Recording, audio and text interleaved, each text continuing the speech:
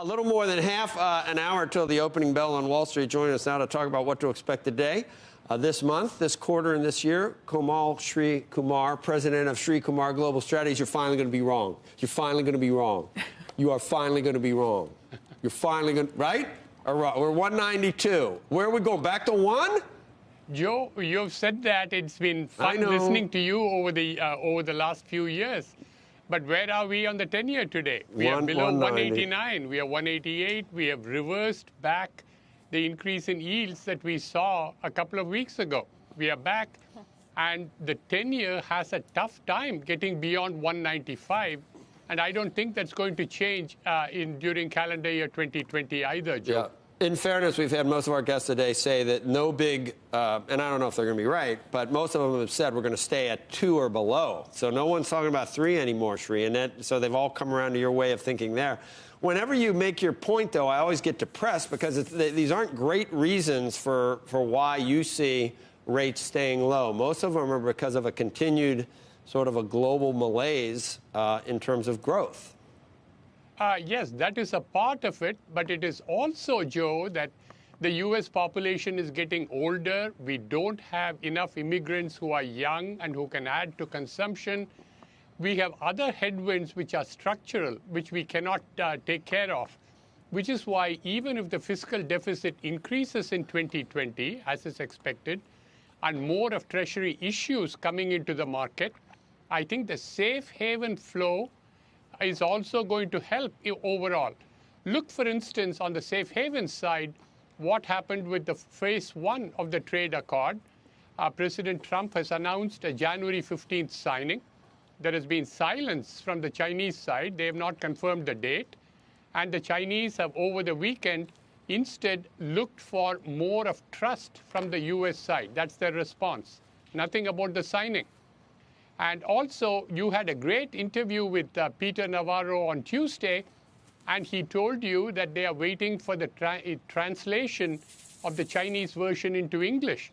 So I wonder whether anybody knows in English what it says in terms of the trade accord. I can't see where the optimism is coming from. If those fail, then once again, you're going to see the 10-year yield go down. And you said people no longer talk about 3%. I am really looking for below 150. You're looking for below 150. And whenever you're on and you talk about all these things and I listen, and we put up stock charts while you're talking that show 28% last year gains, 165 points on the Dow today. You're painting a picture that explains low yields, but it certainly doesn't explain what's going on in the stock market unless it's a big bubble. Well, you always have, at the end of an economic cycle, you have this divergence between the equities and bonds and what they are saying. Look at 2007. December, we had the Great Recession begin. Stock market hit a record high in October of 2007. The bond market had already inverted, and the yield curve was starting to steepen toward the end of 2007 in anticipation of an eventual recovery and a Fed cut. We see the same thing happening in 2019. We had an inversion followed by a steepening. So the similarities with 2007 on the bond market versus equities, Joe, are really worrisome to me in terms of how close they are in terms of the similarity.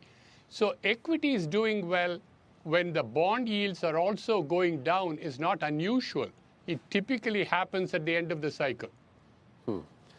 How close to the end of the cycle? Becky, on that, the timing is always variant. I would say from the past, from 2001 recession, 2007 recession, it is somewhere in the range of about 6 months. So I'm still looking for the recession beginning by the middle of 2020. But by past experience, Becky, you do not know that you are in a recession until you are well into it. Recall what happened in the first half of 2008. We were in recession. The equity markets rallied.